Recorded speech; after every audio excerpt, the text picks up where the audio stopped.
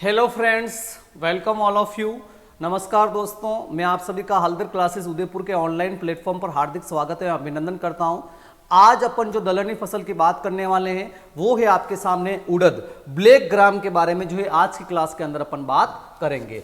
तो उड़द जो black gram, क्योंकि इसका सीड जो होता है ब्लैकिश कलर का होता है इसलिए इसको ब्लैक ग्राम कहते हैं, और हिंदी में इसको जो है अपन उर्द बीन के नाम से भी जानते हैं या उड़द भी कहते हैं, अपन उर्द भी कहते हैं, जो आपको पता होना चाहिए। इसका जो वानस्पतिक नाम होता है वो होता है विग्ना मूंगो। देखो ये आपको कंफ्यूज कर सकता है क्योंकि इससे पहले जो अपन ने करो मूंग के बारे में पढ़ा है और मूंग का जो नाम है वो विग्ना रेडिएटा है, जबकि उड़द का जो वानस्पतिक नाम है वह है विग्ना मूंगो। तो यहां पे आपको इसके बोटनिकल नेम से कंफ्यूज नहीं होना है। मूंगो आ रहा है, इसका अर्थ मूंग नहीं है, मूंगो का अर्थ है वह आपका उड़द है, जो आपको मालूम होना चाहिए। इसके बाद इसके कुल की अगर अपन बात करें तो इसका जो कुल है वह आपका लेग्यूमिनेसी कुल से संबंध रखती है। इसका उपकुल जो है वह पेपिलियोनेसी सब फैमिली इसकी पेपिलियोनेसी है, और इसका उत्पत्ति स्थान जो है यह भारत है। तो आपको पता है आपके मूंग का उत्पत्ति स्थान भी भारत है, आपके उड़द का उत्पत्ति स्थान भी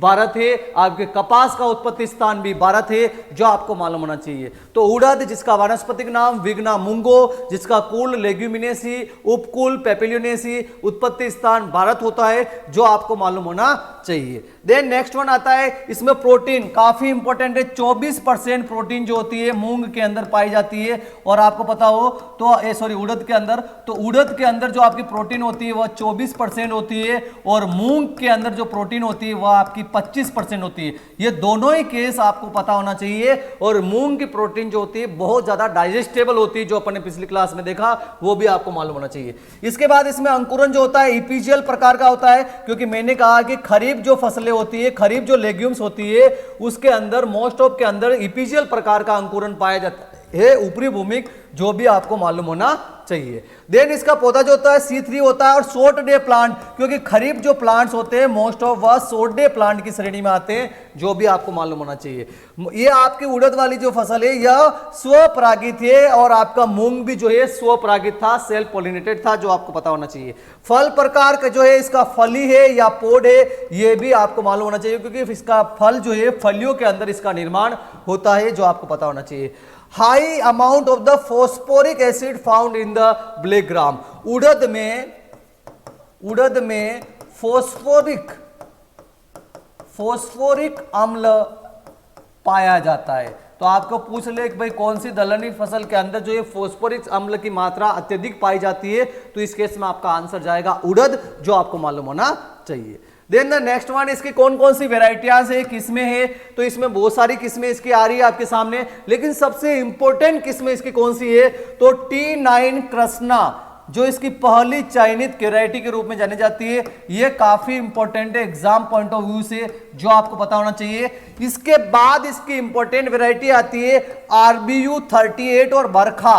RBU 38 और बरखा के केस भी आपको पता होना चाहिए।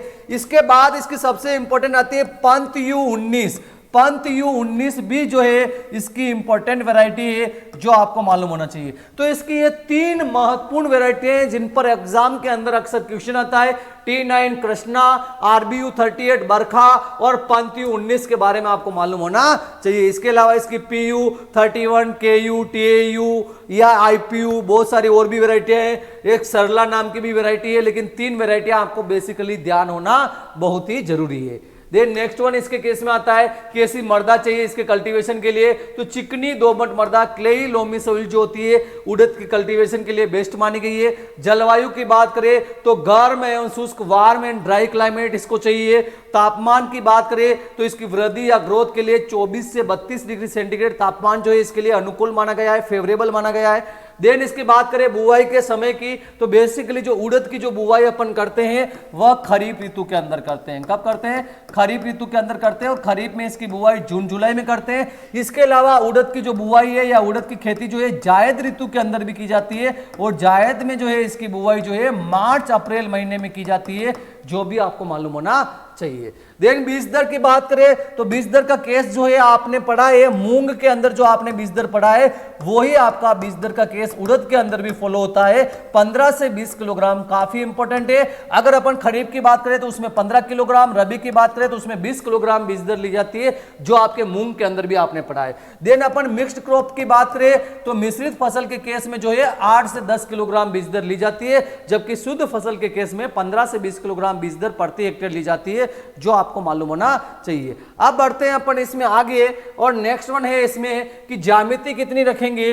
तो खरीफ की अगर फसल है तो उस केस में कतार से कतार की दूरी 45 सेंटीमीटर और पौधे से पौधे की दूरी जो है 10 से 15 सेंटीमीटर रखी जाती है, जबकि जायद की फसल के अंदर कतार से कतार की दूरी 30 सेंटीमीटर और पौधे से पौधा 10 से 15 सेंटीमीटर रखते हैं। उर्वरक की बात करें तो नाइट्रोजन 20 किलोग्राम, फास्फोरस 40 किलोग्राम और पोटाश 40 किलोग्राम पर हेक्टेयर देने की आवश्यकता जो है उड़द की फसल को होती है। देन नेक्स्ट वन आता है सिंचाई के लिए क्रांतिक अवस्थाएं, जो मूंग के अंदर थी सेम वही है इसके अंदर भी। पुष्पन से पूर्व प्री फ्लोरिंग 20 से 25 दिन और पुष्पन के बाद दाना बनते समय 40 से 45 दिन जो है इस फसल में सिंचाई के हिसाब से क्रांतिक माने गए हैं। देन खरपतवार प्रबंधन आपके मूंग का केस सेम है, इसमें भी पीपीआई के रूप में फ्लुक्लोरिलीन, पीई के रूप में पेंडिमिथेलिन और पीएयू के रूप में इमिजाथाइपर का यूज कर सकते हैं। और जैसा कि आप जानते हो लेग्यूमिनस जो आपकी क्रॉप्स है उसके अंदर आप यही शेड्यूल अपनाते हो, जो आपको मालूम होना चाहिए। देन नेक्स्ट वन आता है इसकी उपज कितनी प्राप्त हो जाती है। तो 6 से 10 क्विंटल, लगभग आपके मूंग की भी उपज जो है 8 से 10 या 6 से 10 क्विंटल प्राप्त होती है, और उचित प्रबंधन करने पर इसकी जो उपज है 12 से 15 क्विंटल तक प्राप्त हो सकती है। ये हो गया आपके मूंग के बारे में। उड़द के बारे में, भाई उड़द के केस में इसका किस प्रकार से कल्टीवेशन करते हैं, कौन कौन से उड़द के इंपॉर्टेंट पॉइंट है ब्लैक ग्राम के, वो अपन ने आज की क्लास के अंदर डिस्कस किए हैं। Thank you very much.